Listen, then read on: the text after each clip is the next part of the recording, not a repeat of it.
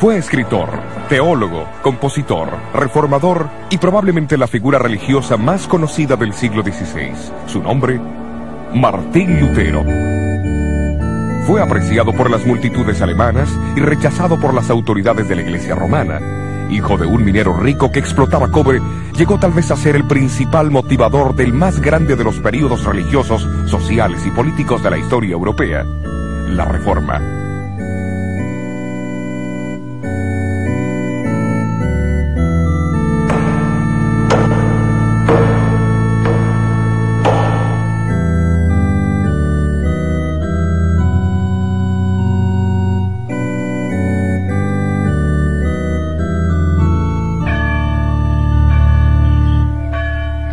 Los europeos que vivieron en el comienzo del siglo XVI probablemente tuvieron poca noción de los cambios que irían a arrasar con los conceptos de la vida medieval.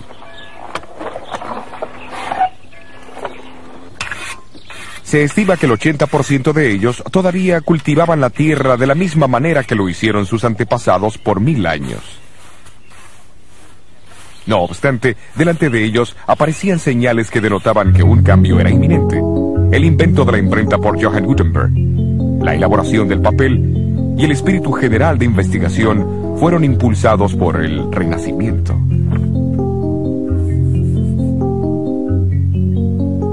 Hasta el año 1450, Europa poseía menos de 100.000 libros. Para el año 1500, el número aumentó dramáticamente a 9 millones de ejemplares. Uno de los mayores resultados de la obra de Gutenberg fue eliminar el monopolio que los ricos y el clero tenían sobre la Biblia. En las manos del pueblo común, las escrituras harían desaparecer la gran oscuridad que envolvía a Europa.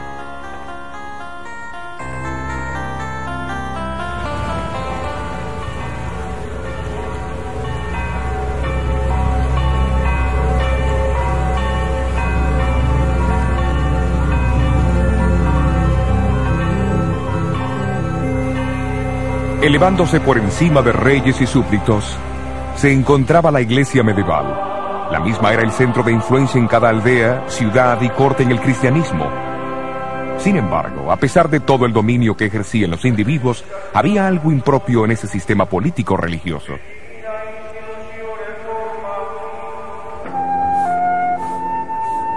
Europa estaba llena de personas pobremente educadas, de sacerdotes y monjes haraganes y amadores de placeres, que se interesaban más en los beneficios personales del sacerdocio y el poder que les confería que el del mismo bienestar espiritual de aquellos a quienes deberían servir.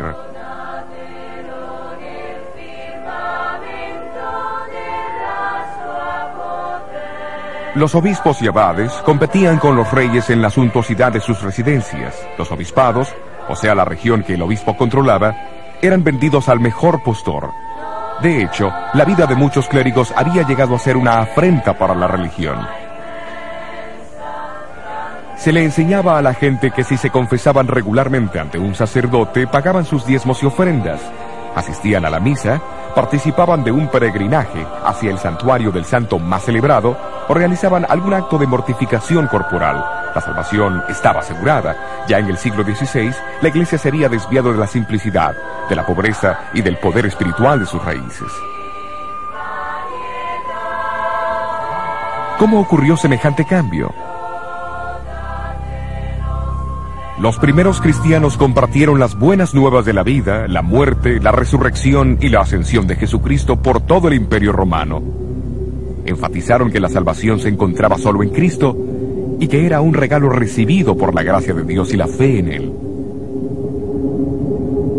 Aquellos que respondían al llamado se unían a su iglesia, pero esa iglesia muy pronto estaría como una fortaleza sitiada. Al principio los ataques vinieron de afuera. Emperadores como Nerón, Trajano y Diocleciano asesinaron a miles de cristianos por su fe.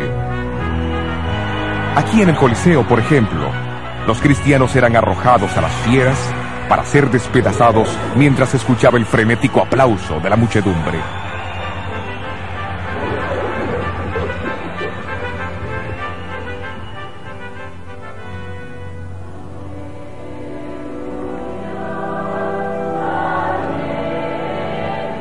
Pero la más grande amenaza vino de adentro. En el libro de los Hechos encontramos al apóstol Pablo advirtiendo a los obispos y ancianos que de en medio de ellos saldrían hombres que distorsionarían la verdad para conseguir adeptos.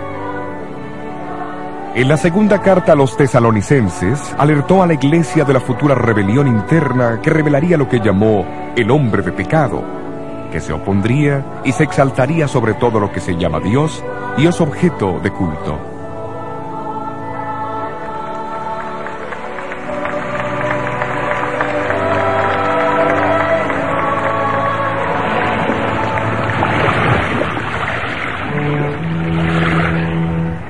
Las advertencias de Pablo se basaban en una profecía del Antiguo Testamento. Siglos antes, el profeta Daniel, en el capítulo 7 de su libro, describió la ascensión de 4 imperios mundiales, simbolizados por 4 bestias que salían del mar.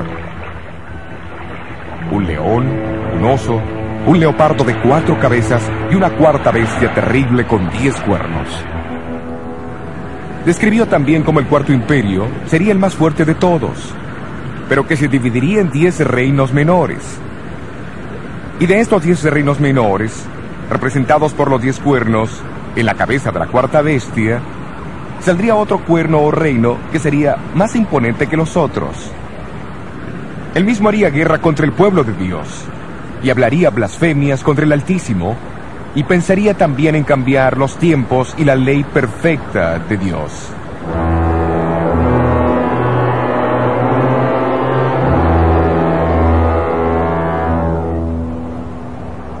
El comentario sistemático más antiguo sobre el libro de Daniel fue escrito por Hipólito, un brillante erudito del siglo III.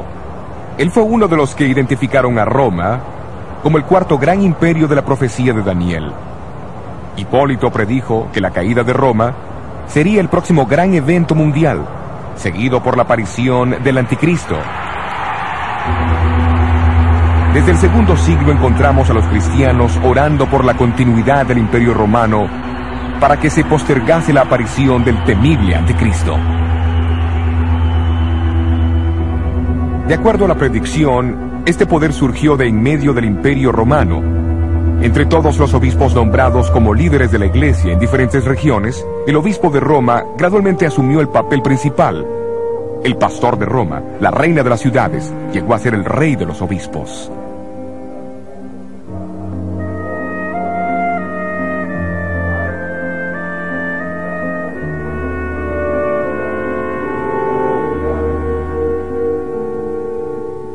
Casi al mismo tiempo, un número de creencias y prácticas entraron en la iglesia, que los apóstoles nunca hubieran reconocido, como la veneración de los ángeles y los santos, el culto a las imágenes y reliquias. La observancia del domingo poco a poco reemplazó la del sábado. Apareció la doctrina del purgatorio y las oraciones empezaron a dirigirse a María y a los santos. La iglesia empezó a enseñar que el pan y el vino de la Santa Cena eran realmente el cuerpo y la sangre de Cristo, haciendo de la misa un sacrificio. La confesión de los pecados al sacerdote tomó lugar de la oración simple y directa del creyente a Dios para obtener perdón. Y la iglesia solamente otorgaba perdón a aquellos que trataban de expiar sus pecados por medio de penitencias.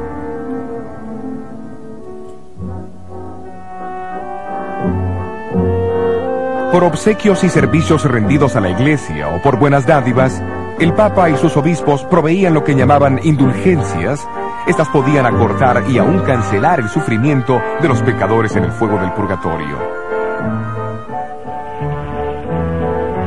Negando la gran verdad bíblica de la salvación por la fe, la iglesia distribuyó los méritos de Cristo, los de la Virgen María y los santos, dando garantías escritas